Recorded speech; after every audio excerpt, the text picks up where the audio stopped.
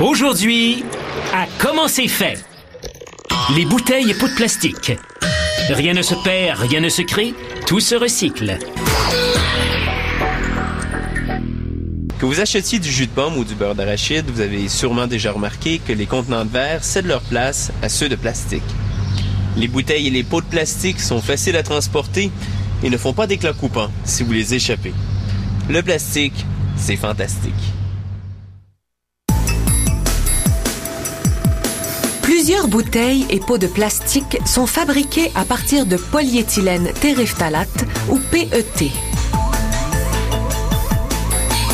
D'abord, un mélangeur combine des pastilles de PET et des flocons de PET recyclés. Mais comme le plastique réusiné perd de ses propriétés physiques, le produit final ne doit pas contenir plus de 10% de matière recyclée. La préparation de PET passe du mélangeur à une machine d'injection de plastique qui la chauffe jusqu'à 315 degrés Celsius. La matière solide fond en un épais plastique liquide que la machine injecte à haute pression dans un moule. Ce procédé de moulage par injection de plastique produit des pièces qu'on appelle des paraisons, c'est-à-dire des préformes qui seront ensuite transformées en bouteilles ou en pots. Une fois moulées, les paraisons durcissent presque instantanément grâce à un système de refroidissement intégré. Les préformes que l'on voit à l'écran vont devenir des bouteilles de jus en portions individuelles. Voici une autre machine de moulage par injection de plastique. Elle fonctionne selon le même principe, mais elle produit les paraisons d'un autre modèle, les bouteilles de 1,5 litre à 2 litres.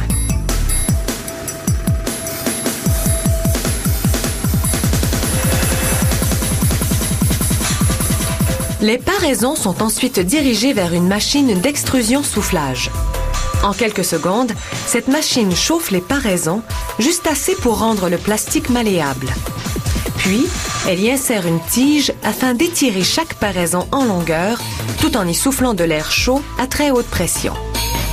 Ainsi, on obtient un moule en forme de bouteille. De l'eau froide circule à l'intérieur du moule pour refroidir et faire durcir le plastique presque instantanément. Cette machine ultra rapide sort 10 600 bouteilles à l'heure. Pas étonnant qu'il ait fallu vous la montrer au ralenti.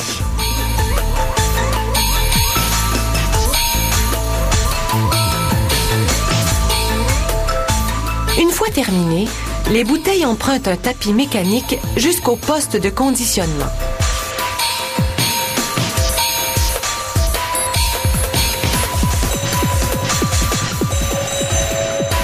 Avant de passer à l'extrusion-soufflage, les paraisons de certains modèles doivent être enfournées.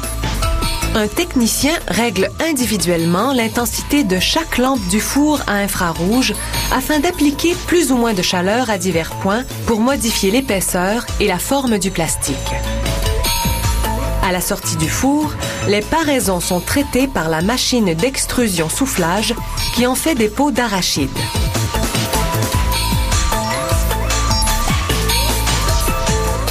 Après le moulage, la machine refroidit le plastique en quelques secondes et fixe ainsi sa forme. On choisit des échantillons à intervalles réguliers pour les soumettre à des épreuves de contrôle de la qualité. Les techniciens mesurent l'épaisseur du plastique et effectuent un essai de compression pour évaluer sa résistance. Ils vérifient les dimensions et la capacité des échantillons. Ils évaluent également leur résistance à la pression à vide parce qu'une fois remplis, les contenants sont souvent emballés sous vide. Certains modèles doivent être assez robustes pour supporter la pression de leur contenu, comme des boissons gazeuses. Les matières recyclées qui servent à fabriquer ces modèles ne proviennent pas des contenants de plastique usagés. Pour des raisons sanitaires, on réutilise seulement les résidus de plastique neuf qui subsistent après la fabrication. Bien sûr, les produits qui émergent de l'usine sont entièrement recyclables.